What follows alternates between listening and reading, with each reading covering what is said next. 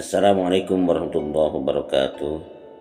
Bismillah, alhamdulillah, wassalatu wassalamu ala rasulillah wa ala alihi wa sahbihi wa mawala. La hawla wa la quwata illa billah.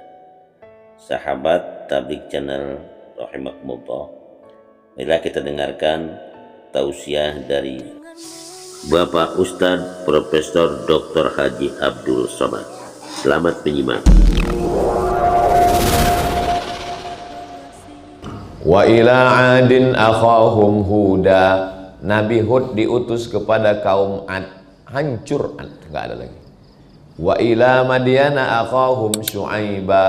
Nabi Syuaib diutus kepada kaum Samud, hancur Samud. Wa ila Madyan, wa ila Samuda akhahum Salihah. Kepada kaum Samud diutus Nabi Soleh, hancur, nggak ada lagi di atas muka bumi. Tapi Yahudi masih tetap ada. Disitulah mukjizat Nabi Muhammad SAW, bahwa Nabi mengatakan di akhir zaman akan ada umat yang akan memerangi kamu dan kamu akan berperang dengan mereka, sampai-sampai batu dan pohon kayu pun berpihak ke kamu, tidak ke mereka, kecuali satu pohon namanya pohon Gharqad. Dari Kairo satu hari naik mobil sampai ke satu kota namanya Rafah. Kota Rafah itu dibagi dua, sebelah diambil Israel, sebelah untuk Mesir. Dipasang pagar besi dengan voltase tinggi listrik. Kalau disentuh mati kita. Jadi orang sini mau berkirim surat ke sini pakai layang-layang. Tahun 99 saya ke situ, mereka kirim surat pakai layang-layang, dibaca ke sana. Kenapalah Israel ini masih ada? Kenapa Israel Yahudi? Nabi Ibrahim punya anak namanya Ishak, Ishak punya anak namanya Yakub. Yakub ini namanya dua, satu lagi Yakub, satu lagi Israel. Isra artinya hamba, El Tuhan. Israel hamba Tuhan. Kalau bahasa Arabnya Abdullah, Abdurrahman, Abdurrahim, Abdul Somad. Hamba Tuhan. Lalu kemudian anak cucu keturunan Yakub itu disebut dengan Bani Israel. Yakub punya anak namanya Yusuf. Yusuf punya saudara namanya Yahuza. Yahuza ini punya anak cucu keturunannya Yahudi. Itu beda Yahudi dengan Israel. Jadi semua Yahudi Israel, tapi tidak semua Israel Yahudi. Karena tidak semua keturunan Yahuza. Kenapa mereka ini masih ada zaman sekarang? Jadi saya dulu zaman kuliah, kita kan selalu berpikir, kok ada mereka nih? Saya tanyalah ke Syekh Muhammad Jibril, guru besar tafsir Al-Azhar, Profesor Dr. Syekh Muhammad Jibril. Syekh, kaum Samud habis, kaum Madyan habis, kaum habis. Kenapa kaum ini disisakan Allah sekarang? Syekh Muhammad Jibril tersenyum, kata dia, kalau Israel dihancurkan Allah juga, apalah tiket kau masuk surga? Oh, rupanya itu disisakan Allah untuk kita rupanya. Makanya kalau punya pasukan bala tentara, kirimkanlah ke sana untuk menghantam Israel. Tentara Palestina yang sudah dijajah sejak 1946. 1946 mulai Israel itu masuk mencomot Palestina itu. 1945 kita merdeka, 1946 mereka terjajah. Sampai sekarang 2024, duit tak ada, di embargo, susah. Tapi tentaranya masih ada, tetap berjuang. Nggak mati-mati tentara itu. Tentara Israel begitu tertangkap oleh Hamas, ditarik, dibuka bajunya, pakai pampers. Itu kencing-kencing mereka menghadapi Palestina itu. Kenapa? Karena orang kita berjuang untuk mati. Orang kita kalau sudah berjuang itu niatnya mati syahid. Iskariman, hidup mulia, au mut syahidan, atau mati syahid. Mereka berjuang karena gaji, karena dolar. Makanya kalau sudah ditempatkan, kamu pasukan ke depan besok melawan Palestina, langsung orang itu ke supermarket beli pampers. Kenapa ini masih disisakan Allah SWT? Untuk menengok mana yang pejuang, mana yang pecundang. Bisa juga untuk baju kaos. Buat gambar Masjidil Aqsa besar, bawah, untuk melihat mana yang pejuang, mana yang pecundang. Jangankan berjuang ke Palestina, masalah memboikot aja masih diejek-ejek orang. Jangankan orang biasa, ustadz pun masih makan produk-produk. Kita mesti melawan Israel, menolong Palestina, takbir, Allahu Akbar. Selesai acara, ustadz yang bilang melawan tuh makan donat buatan Israel di airport. Datang Ustadz Tengku Zulkarnain. Tadi Bapak Ustadz bilang kita melawan Israel, itu kan produk Israel, kenapa dimakan? Setiap rupiah yang kita beli itu akan mengirim beli senjata untuk membunuh saudara kita. Kenapa produk ini masih Bapak makan? Apa kata dia? Ini adalah Israel, mesti kita selesaikan.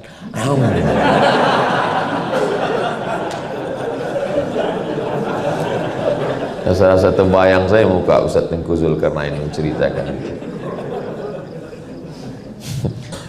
Jangankan masalah berperang ke sana, masalah memboikot pun berkelahi pula sesama kita. Tengoklah di medsos itu, berkelahi sesama kita, bukan orang lain yang mengejek, mengolok-olok kita itu. Malah anak-anak lebih sadar. Kawan saya pulang dia ke rumah dibawanya produk Israel itu, dikasih anak, nggak mau Pak. Kenapa nggak mau? Itu ada darah saudara kita di Palestina. Biar papa habiskan, kata ya.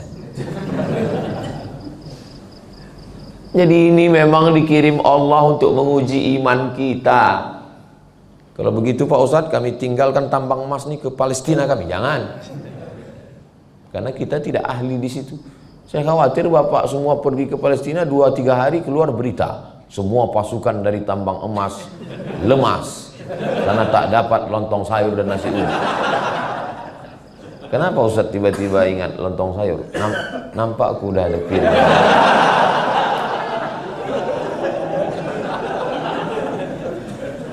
Kalau Tuhan main gasing, jangan dibawa ke kota Makkah. Kalau sudah nampak aku piring, hilang pula materi ceramah. Itu maka aku pancing dengan pertanyaan.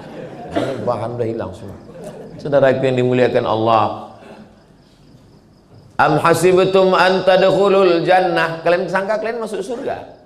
Walamma ya'lamillahu alladhina jahadu, Allah mau menengok siapa yang berjihad.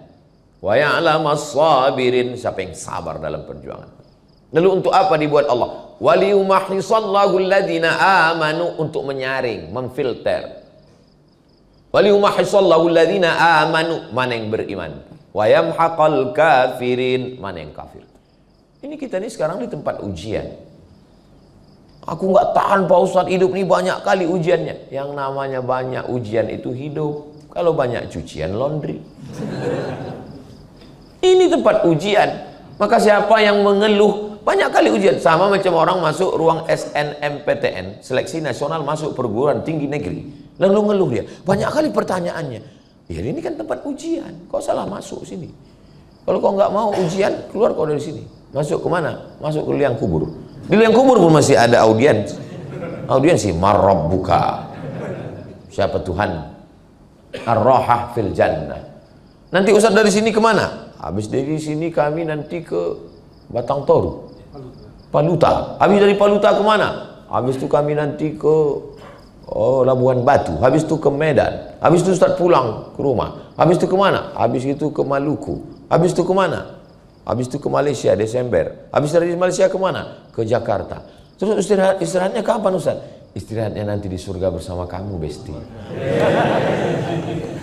Begitu juga nanti kalau bapak pas pulang ditanya, abang nih ku tengok kerja, kapan abang istirahat?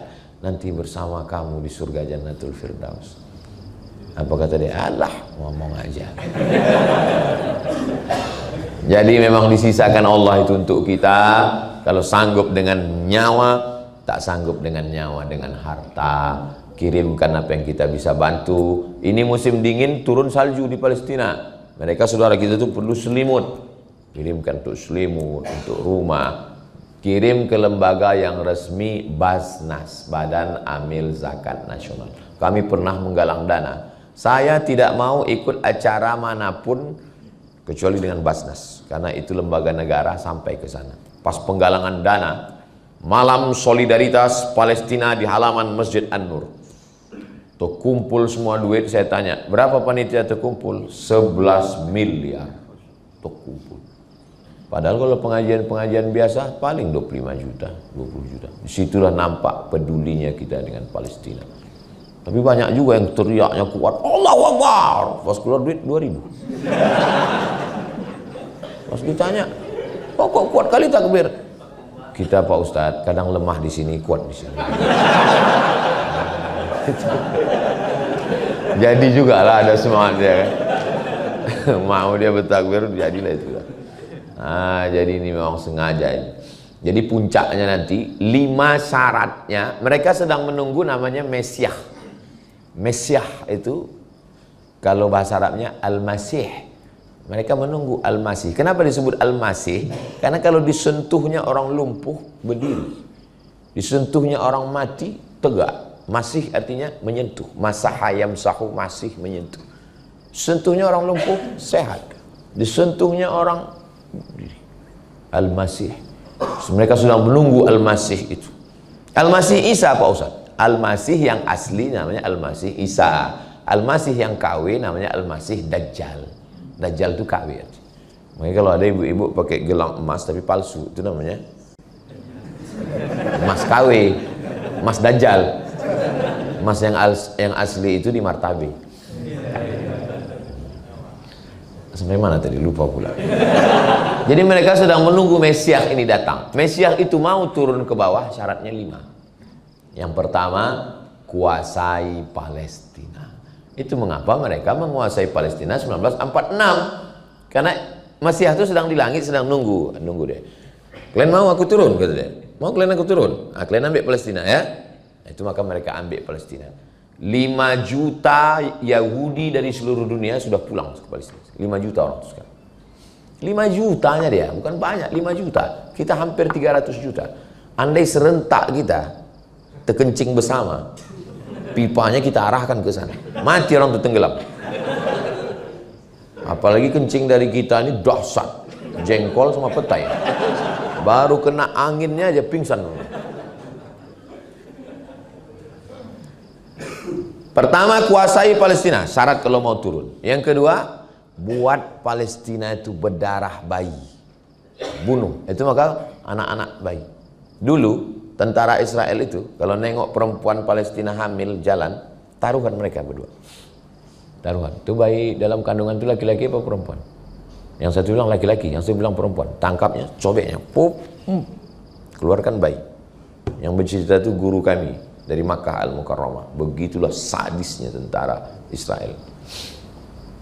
Makanya ada orang Amerika perempuan, apa kata dia? Saya nggak percaya sama Tuhannya orang Islam. Kejam kali Tuhannya. Dibacanya ayat, kullama nadijat juluduhum, ketika kulit mereka masuk neraka gosong melepuh, badalna juludan ghairaha, kami ganti dengan kulit yang baru. Kejam kali Tuhan begitu. Dulu saya nggak percaya sama Quran itu karena Quran menceritakan Tuhan yang sangat kejam. Setelah peristiwa Israel ini, memang cocoklah neraka itu diciptakan untuk mereka dan bersyahadat dia masuk Islam. Sudah saya posting videonya di Instagram yang followernya 9 juta itu. Maksudnya yang belum follow lah. Syarat yang kedua, buat darah diserak supaya dia mau turun. Yang ketiga, apa dia? Seluruh Yahudi yang ada di dunia pindah ke situ. Yang keempat, hancurkan Babel, karena Babel dulu tempat penjaranya Israel. Babel waktu itu nama rajanya Nebukadnezar. Nebukadnezar memenjarakan, membunuh, dia balas dendam. Babel harus dihancurkan. Babel itu bukan Bangka Belitung, Babel Irak. Makanya setiap naik presiden Amerika, yang pertama dia lakukan membombardir Irak. Saya paling sakit hati saya sama George Bush lah. Kenapa? Karena saya mau S2 di Universitas Saddam Hussein tahun 2002. Kami haji jumpa sama kawan-kawan. Kau S2 di mana? Di Irak, di Baghdad. Di mana? Universitas Saddam Hussein. Kenapa kau belajar di sana? Gratis. Cocoklah saya mencari beasiswa. Tiap tahun bisa haji, naik bis dari Baghdad ke Madinah. Cocok. Begitu saya selesai kuliah, mau ke Baghdad, Universitas Saddam, dibom George Bush, rata universitas itu dengan tanah.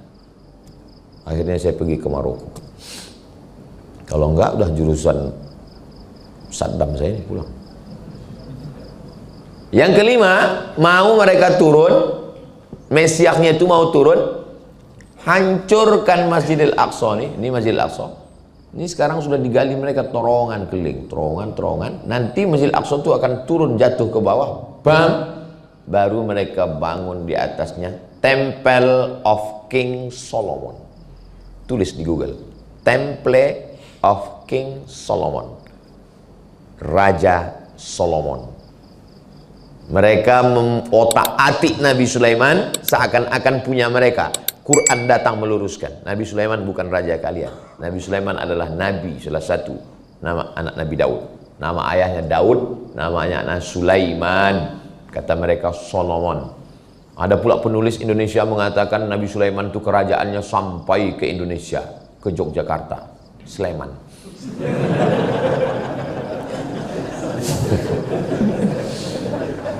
Saudaraku yang dimuliakan Allah SWT, itulah kenapa menjawab pertanyaan kenapa mereka mengambil Palestina, kenapa anak-anak berdarah di Palestina, kenapa mereka ingin meruntuhkan Masjidil Aqsa. Jawabannya karena mereka sedang menunggu Mesias. Mereka membangun negara itu berdasarkan mitos. Datanglah orang komunis dari Prancis, namanya George Roger Jaroudi. Masuk Islam, ditulisnya buku Yahudi mendirikan negara berdasarkan mitos. Ditangkap, dia dimasukkan ke dalam penjara karena dianggap Yahudi itu gila. Ada satu jenderal Yahudi itu namanya Mosa Dayan. Coba tulis di YouTube, Google Mosa Dayan. Jenderal Mosa Dayan, matanya buta sebelah. Mosa Dayan. Ketika berdiri negara Israel, lalu panglima perangnya namanya Mosa Dayan, mereka kirim pakar mumi yang ada filmnya itu, Mumi Return. Jangan anak manggil bini mumi itu artinya mayat Fir'aun. Dikirimlah pakar mumi ke Mesir menjumpai presiden siapa namanya Bang Iqbal? Setelah Gamal Abdul Nasir, Anwar Sadat. Anwar Sadat, ini mumi Fir'aun ini terjadi kerusakan pada kulitnya, nanti membusuk, harus diobati. Dibawalah mumi ini dari Mesir ke Prancis. Sampai di Prancis, masukkan ke ruangan. Rupanya akal-akalan Yahudi itu aja. Sampai di situ dibuka orang tuh, ditinju si Mosa Dayan tuh Yahudi. Kau yang udah mengusir nenek moyangku dulu, katanya. Ada bukunya di rumah. Kan gila itu. 3000 tahun yang lalu dendamnya nggak hilang-hilang sampai sekarang. Kalau kita orang di Nusantara ini dendam paling 7 turunan. Aku dendam kali 7 turunan. 7 turunan nggak sampai 3000 tahun. 50, 350 nya. Yahudi sampai 3000 tahun. Saya sekedar penasaran aja. Enggaklah pula saya mau meninju Fir'aun. Sampai saya ke Mesir, pergi ke samping Sungai Nil, ada di situ namanya Tahrir Square. Di situ ada museum. Naik. Where is Fir'aun? Di mana Fir'aun? Rupanya Fir'aun itu walaupun sudah mati, tempatnya di paling atas. Naiklah kami ke atas tangga. Sampai ke atas, pas mau masuk ke kamar Fir'aun itu bergetar jantung kita. Tiketnya mahal.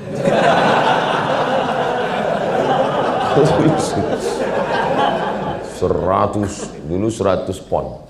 Beasiswa kita 162. Lebih dari 50% beasiswa. Setengah bulan awak puasa sunat. Masuk ke dalam menengok. Dia di dalam kotak kaca. Dalam kotak kaca tak berbaju, pakai anduk aja. Makanya siapa yang suka pakai anduk keluar. Saya tengok dekat-dekat gini. Ini kaca saya tengok, saya perhatikan hidung. Oh, rambutnya macam rambut jagung merah. Hidungnya mancung, mulutnya begini. Pas saya tengok matanya, takut pula saya dikedipnya gini. Kaulah rupanya Fir'aun. Diabadikan Allah. Apa kata Allah? Al-yawma nunajjika bibadanika. Hari ini kami selamatkan jasadmu, tak hancur. Untuk apa? Litakuna liman khalfaka ayah. supaya menjadi tanda-tanda bagi orang setelahmu bahwa pejabat penguasa akan mati.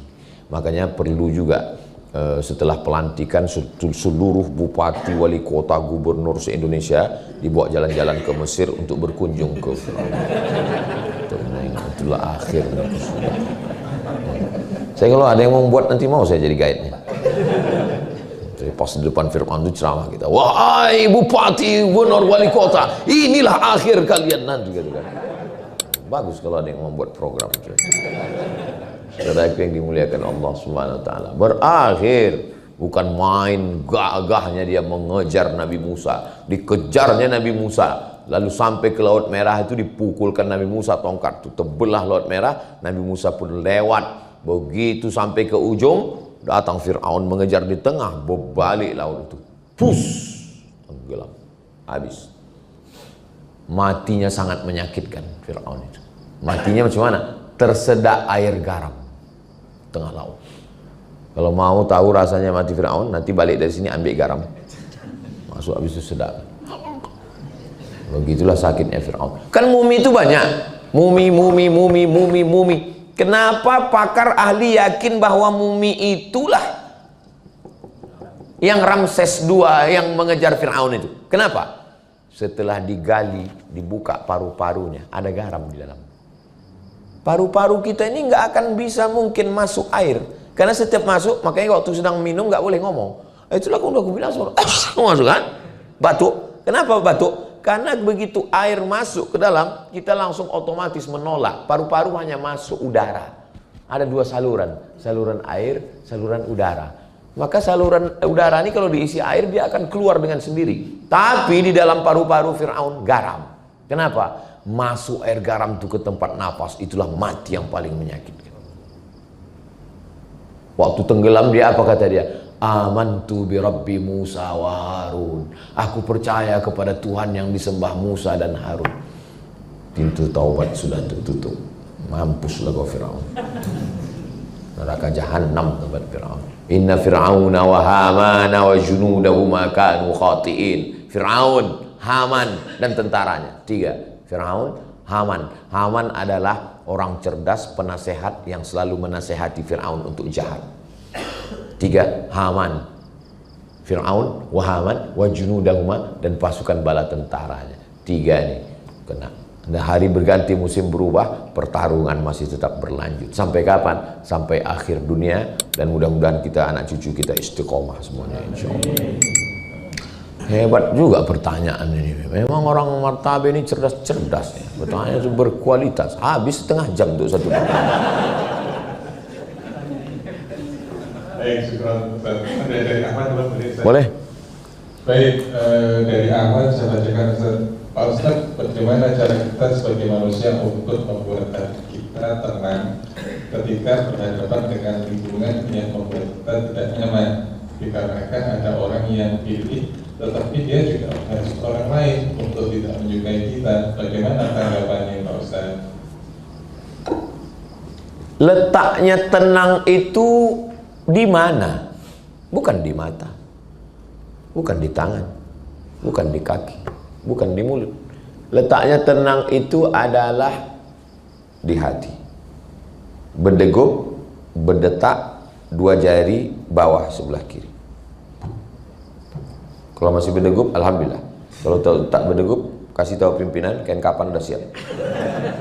Disitulah letak ketenangan itu. Lalu siapa yang menurunkan ketenangan itu?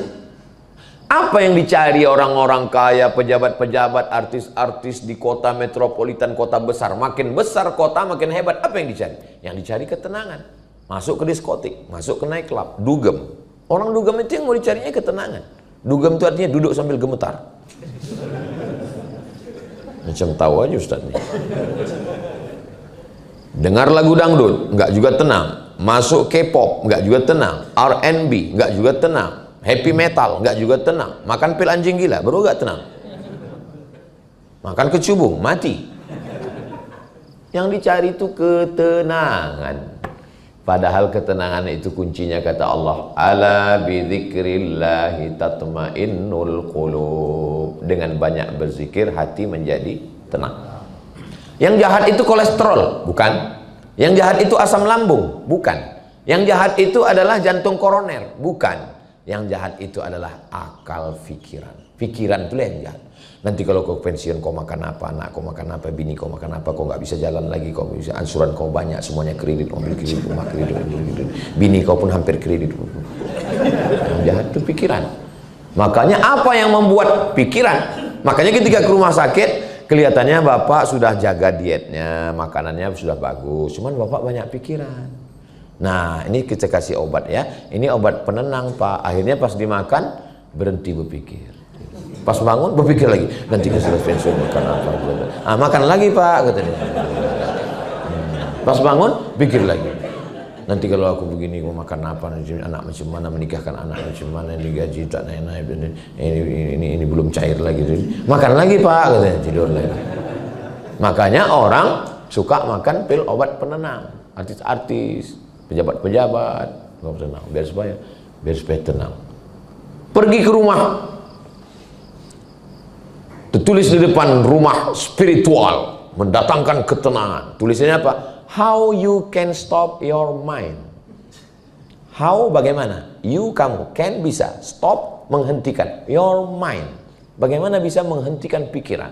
Pejamkan mata, amati nafas, hembus, tarik ke dalam, hembus. Lupakan semua beban, lupakan anak, lupakan istri. Sudah lama lupa pak. Tarik nafas, fokus pada nafas. Tarik ke atas pelan-pelan. Tahan. Tuh, kentut, ada yang terkentut. Buyar konsentrasi. Dalam Islam kita tidak diajarkan bersemedi meditasi. Kosongkan. Coba pas sedang kosong mati kau suul khotimah. Kosong enak aja kau kosong. Kita tidak diajarkan meditasi, kita tidak diajarkan minum khamar, kita tidak diajarkan pakai sabu narkoba, kita diajarkan menyibukkan ini sehingga ini ditolong Allah untuk tenang. Asal udah sibuk ini, makanya tadi selesai sholat saya ajak berzikir, la ilaha illallah wa la syarika lah, lahul mulku wa lahul hamdu, Allahumma antas salam wa minkas salam wa ilah, subhanallah, subhanallah, subhanallah, subhanallah. Kalau kuat di sini, lemah di sini. Kalau kuat di sini, lemah di sini. Kuatkan dia di sini. Subhanallah, subhanallah, alhamdulillah, alhamdulillah, Allahu akbar, Allahu akbar. Ada tasbih itu 100. Afdalu dzikri fa'lam annahu la ilaha illallah, la ilaha illallah. Ustadz, Habib, Kiai, Tuan Guru, saya ini sedang susah hati, sedang galau, banyak itu, banyak ini, musibah segala macam. Bagaimana? Kau bersolawat satu hari 1000 kali. Bingung orang nih, kok 1000 kali? Sebetulnya tujuannya ketika mulut bersolawat, hati ingat Nabi, ini stop. Makanya orang gila sehat. Kenapa? Dia tak berpikir. Tapi bukan saya ngajak kita gila semua. Yang kita buang dengan zikir itu adalah pikiran-pikiran negatif. Saya menemukan sendiri. Tak dapat saya dari mana. Ketika almarhumah mak saya meninggal, memang pikiran saya. Selalu saya menyalahkan diri saya. Kenapa kau tak bangunkan rumah mak kau? Kenapa kau tak belikan dia mobil mewah? Kenapa kau tak bawa dia jalan-jalan? Kenapa kau tak belikan dia bagus-bagus? Kenapa tak kau belikan dia emas? Kenapa tak kau kasih dia? Kenapa? Padahal udah saya buat semua. Pikiran saya selalu menyalahkan saya. Akhirnya saya menemukan sendiri untuk menghentikan pikiran. Setiap ingat saya bacakan Al-Fatihah. Untuk almarhumah makku Al-Fatihah. Auzubillahi minasyaitonirrajim. Bismillahirrahmanirrahim. Alhamdulillahirabbil alamin. Ketika saya baca Al-Fatihah, hati saya tenang, pikiran baru saya menemukan, oh, kalau mulut kita sibuk zikir, hati kita berzikir, pikiran kita tenang. Itulah makna ayat ala bidzikrillahi tatmainnul qulub. Orang tarekat Naqsyabandiyah wajib satu hari 5000 zikir wajibnya. Allah Allah. Allah Allah Allah Allah Allah Allah Allah Allah Allah Allah Allah Allah Allah Allah. Itu maka pikiran kurang dia memikirkan yang negatif dan ditolong Allah. Allah yang menolong kita. Tapi kalau kita tidak berzikir, oh. Zaman dulu kunci pintu pagar, kunci pintu rumah, kunci pintu kamar, di kamar kita tenang. Zaman sekarang kunci pintu kamar, kunci pintu rumah, kunci pintu kamar, duduk di rumah. Di komen orang di Google, di YouTube, di Instagram. Tidak ada lagi yang menenangkan. Zaman dulu jam 2 malam kita bangun tahajud tenang. Zaman sekarang bangun kita jam 2 malam usolli sunat tahajud. Gol! Orang nonton Manchester United, Liverpool. Gimana kita mau cari ketenangan? Ketenangan itu bukan tengah malam. Ketenangan itu bukan di Makkah, Madinah. Ketenangan itu bukan di mana-mana. Bukan menyepelekan Makkah dan Madinah. Ketenangan ada dalam dirimu dengan berzikir kepada Allah. Zikir kata guru saya 3. Yang pertama istighfar. Astaghfirullahaladzim, astaghfirullahaladzim, astaghfirullahaladzim. Yang kedua salawat. Allahumma salli ala sayyidina Muhammad wa ala ali sayyidina Muhammad. Yang ketiga la ilaha illallah. Ya sesuai kondisi. Kalau kebetulan atasan nanya gimana proses kinerja, progres kerja kita ke depan, subhanallah walhamdulillah. Enggak gitu juga. Ya, kalau sedang rapat ya ngomonglah kita. Pas berhenti, kadang orang ini kebanyakan gaya. Pas dekat kawan, pas nggak ada orang main handphone. Kalau saya manusiawi aja, pas lagi tenang zikir, pas lagi kosong zikir, pas ada orang nanya cerita, ngobrol biasa. Terus ini wah zikir, oh rupanya kamera online lagi streaming. Oh so tengok, mak belum ada yang nonton nih.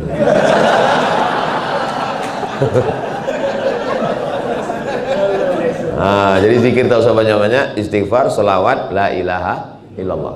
Istighfar, salawat, la ilaha illallah. Wallahu a'lam.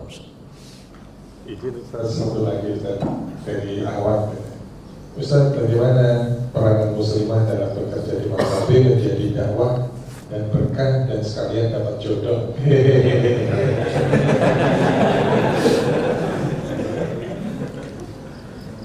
Saya termasuk lambat menikah karena mengurus almarhumah emak. 11 tahun saya serumah.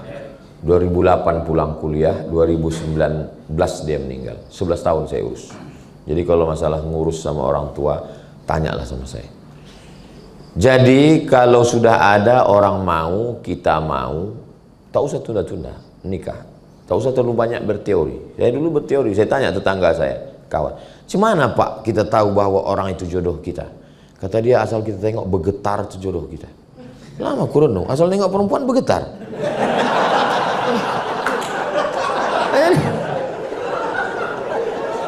Jadi tak usah cari, asal mau dia, mau kita. Nikah itu kesepakatan, tak usah terlalu banyak-banyak berteori. Cerita yang pahit-pahit dulu. Bang, aku ini kerja di Martabe. Jadi kau mesti ikut aku atau aku ikut kau. Nah, jadi jangan, Pak Ustadz Somad, saya sekarang ini bingung ini. Kata suami saya ikut dia di kota tempat dia kerja, sementara saya bekerja di tempat kota saya. Kau sebelum nikah dulu ada kenalan kan? Iya, ta'aruf Pak Ustadz. Terus apa yang kalian bahas? Mie ayam, lontong sayur. Ceritakan yang urgen, yang penting-penting. Kalau udah sepakat untuk hidup bersama, sudikah kau menemani aku sampai ajalku tiba? Setelah itu kau tunggu aku di pintu surga? Kalau katanya yes I do, udah langsung aja. Kalian yang lajang-lajang, yang laki-laki, jangan kalian datang ke rumah perempuan itu, kalian bawa pimpinan. Jangan kalian yang ngomong petentang-petenteng, aku mau minang anak bapak. Nggak bisa gitu. Orang tua itu dia mau ngomong sama orang tua. Atau kalian cari Ustadz Iqbal Sulki, Pulungan, Ustadz kita bawa. Jangan kalian bawa saya. Kalau saya kalian bawa, saya yang diterima orang tuh. Malah pede kali Ustadz ini. Nah, selama di tempat bekerja, aslinya perempuan itu tak boleh bekerja. Perempuan itu di rumah, tapi boleh bekerja dengan syarat dan ketentuan berlaku. Syaratnya apa? Menutup aurat, berhijab. Baju jangan sempit. Karena laki-laki ini tak bisa menengok perempuan baju sempit. Error dia langsung. Jadi pakai baju longgar, pakai hijab. Yang kedua, jangan pakai parfum berlebih-lebihan. Karena terciumnya bau aroma semerbak rusak juga otaknya. Jadi laki-laki ini otaknya itu rentan. Nengok rusak, tercium rusak. Tapi bukan berarti perempuan disuruh bau bawang, bukan. Ya, parfum secukupnya untuk menghilangkan bau ketiak, bau masam. Jangan sampai dipakai di sana, imam tuh lupa ayat sampai tutup. Wala ana abidum ma'abadtum, tak dapatnya simpang lakum dinukum waliyadi. Yang ketiga, La yakhluwanna rajulun, jangan berdua-duaan satu ruangan. Ruang sempit bekerja. Berawal dari curhat, witing trisno jalaran suka kulino. Cinta tumbuh karena sering bersama. Kerja dari mulai pagi jam 6 pagi sampai jam 6 sore. 12 jam sama laki orang. Sama laki sendiri 2 jam. Lama-lama bingung mana laki orang, mana laki aku. Curhat ke laki orang. Habis itu mulai curhat merasa nyaman. Tukar-tukaran nomor, WhatsApp, makan bersama. No free lunch. Tak ada makan siang yang gratis. Kenapa bisa terjadi macam ini? Udah macam abangku, udah macam kakakku, sudah macam saudaraku, udah macam pakcikku. Berawal dari macam, berakhir dengan macam-macam. Waspadalah. Lalu kemudian jaga komunikasi yang baik dengan suami, dengan istri. Pulang ke rumah, bilang sama dia, aku sudah 12 jam sama orang lain, bang. Maka handphone ini kumatikan. Quality time. Saya Jumat, Sabtu, Ahad, Senin pulang. Kalau sudah di rumah, saya tutup. Saya jalan sama istri saya. Nanti kalau bapak ibu pergi ke mall, jumpa sama orang pakai topi, kacamata hitam, pakai masker, baju hitam, itu saya itu. Maka sering kadang jumpa di mall, Ustaz Somad ya? Mirip, gue bilang. Dia nggak tahu sedang waktu kita sama keluarga. Kapan lagi saya dengan istri saya, dengan anak-anak saya? Jadi ada, kita tahu dengan, saya bilang sama istri saya, aku ini macam kain pendek. Ditarik ke kaki, terbuka kepala. Ditarik kepala, terbuka kaki. Aku tahu kekuranganku, kelemahanku.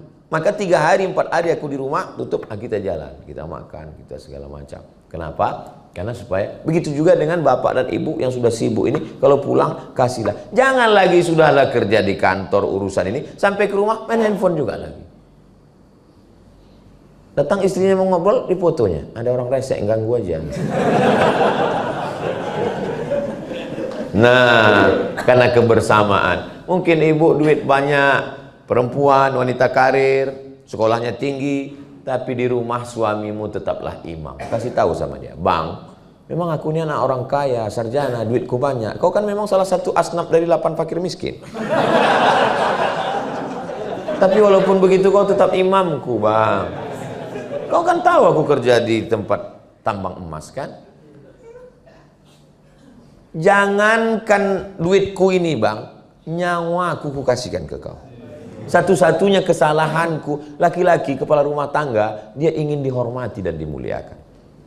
Satu-satunya kesalahanku hidup ini bang, satu, mencintaimu. Dunia ini hampa kalau kau tak ada bang. Laki-laki suka kali dia, betul kan pak? Alah, malu pula orang ini. Nah, walaupun ibu kaya, duitnya banyak, ada asisten rumah tangga di rumah, tapi kalau untuk masak, aku tak bisa masak Pak Ustadz, sibuk. Biarkan asisten itu masak, tapi untuk meletakkannya ke piring, mengasih garamnya, menyajikan ke dia, dimakannya, memang sedap buatan kau ini ya. Siapa dulu mamanya? Kata dia kan. Airnya sama, gulanya sama, tehnya sama, kompornya sama, termosnya sama, tapi rasanya bisa beda kalau ibu yang menyajikan. Jangan sampai nanti suami itu berubah rasa. Pas mau Idul Fitri, pulang pembantu, bukan cuma anak itu nangis, laki pun menangis. Baru kalian tahu rasanya.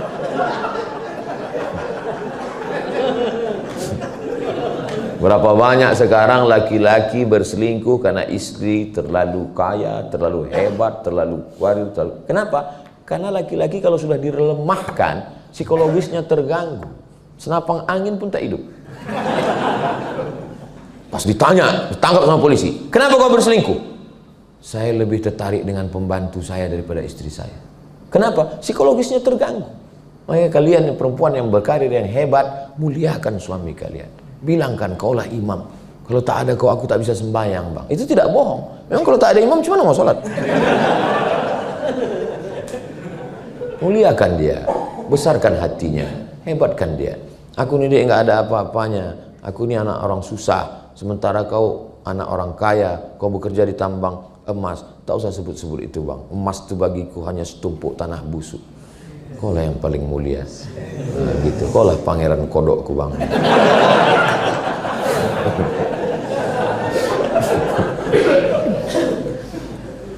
Itulah yang dapat saya sampaikan subuh ini. Saya sangka tadi tak bisa lama-lama tausiah ini. Rupanya bersama dengan orang-orang yang hatinya tulus ikhlas ini, ngomong pun bisa panjang lebar. Kenapa? Karena yang ada di hadapan saya ini orang-orang yang amanah. Amanah itu A-nya akidah, M-nya adalah mujahadah. Ustaz kok tahu? Itu ada tulisannya. Di akhir majelis mari kita sama berdoa, mudah-mudahan kita istiqomah. Keluarga kita sakinah, mawaddah, warahmah. Anak-anak kita soleh dan solihah. Akhirnya kita masih bersama, masuk surga bersama Rasulullah. A'udzubillahi minasyaitonirrajim. Bismillahirrahmanirrahim. Alhamdulillahirabbil alamin. Wassalatu wassalamu ala asyrafil anbiya'i wal mursalin wa ala alihi wa sahbihi ajma'in. Rabbana ighfir lana dzunubana, ampunkan dosa kami, wali abaina, ayah kami, wali ummahatina, emak kami, wali azwajina, pasangan hidup kami, wali dzurriyyatina, anak cucu keturunan kami, wali man ahsana ilaina, orang-orang yang sudah berbuat bagi kami. Allahumma ja'al a'malana ibadatan lana, jadikan segala aktivitas kami ini menjadi ibadah karena kami lakukan karena Engkau ya Allah. Anzilis sakinata fi qulubina, tanamkan sakinah ke dalam hati kami sehingga keluarga kami sakinah, mawaddah, warahmah.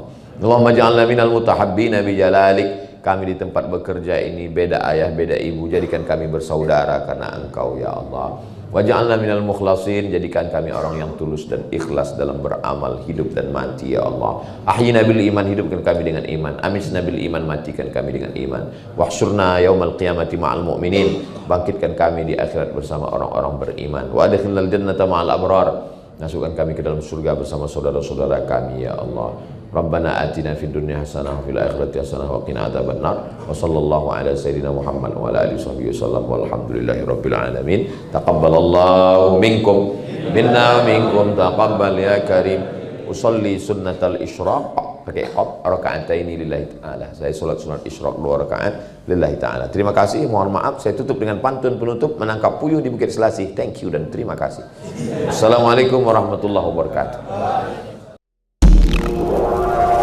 Terima kasih telah menyimak tausiah ini. Semoga bermanfaat bagi kita semua. Wassalamualaikum warahmatullahi wabarakatuh.